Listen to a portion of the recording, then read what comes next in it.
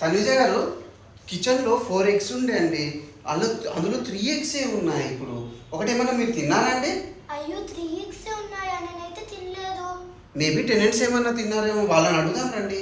Yeah. Sanjana గారు, eggs కనిపించట్లేరు, మీరేమైనా చూసారండి? అయ్యో నేను అసలు కిచెన్లోకి అక్కడికే రాలేదండి. మీరు కాఫీ అడిగాను, మీరు వద్దు అని చెప్పారు. మళ్ళీ నేను వెనక్కి వచ్చాను. నేను ఎగ్స్ ఎలా తింటాను? బైదవి నేను చాలా గుడ్డు ఎలా తింటాను చెప్పండి. అవునండి, సంజన గారు ఏమో తినలేదని చెప్తున్నారు. మరి ఎవరు తినుంటారండి ఎగ్ అది? మీరు మాట్లాడేటప్పుడు అయితే సంజన గారు కొంచెం నవ్వినట్టు అనిపించింది. ఇంకోసారి వెళ్ళి అడుగుదాము. అయ్యో, సంజన గారు నవ్వినట్టు అనిపించిందా? మేబీ తనే అయి ఉంటుంది కల్ప్రిట్. సంజన గారు, మీరేమైనా తిన్నారా అండి? గుడ్డు చెప్పండి దయచేసి. 14 మెంబర్స్ హౌస్ మొత్తం కూడా గొడవ పడుతున్నారండి. చూడండి, నేను కాఫీ కడిగి వెళ్ళానా, మీరు లేదని చెప్పారు.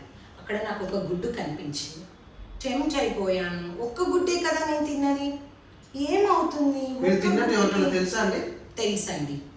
అండ్ తన్విజ గారికి తెలుసు, విహాస్ గౌతమ్కి అండ్ శివ గారికి తెలుసండి. ఏంటండి ఆవిడ అంత కూల్గా చెప్తుంది?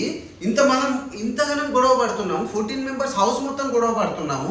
తనేమో ఒక్క గుడ్డే కదా అని కూర్చుంటుంది. ఒక్క గుడ్డే కదా అని చెప్పేసి తనేంటి అంత కామ్గా కూర్చుంది? హౌస్ మొత్తం మనం గొడవ పడుతున్నాము. ఏంటో అండి ఇలాంటి వాళ్ళు అసలు.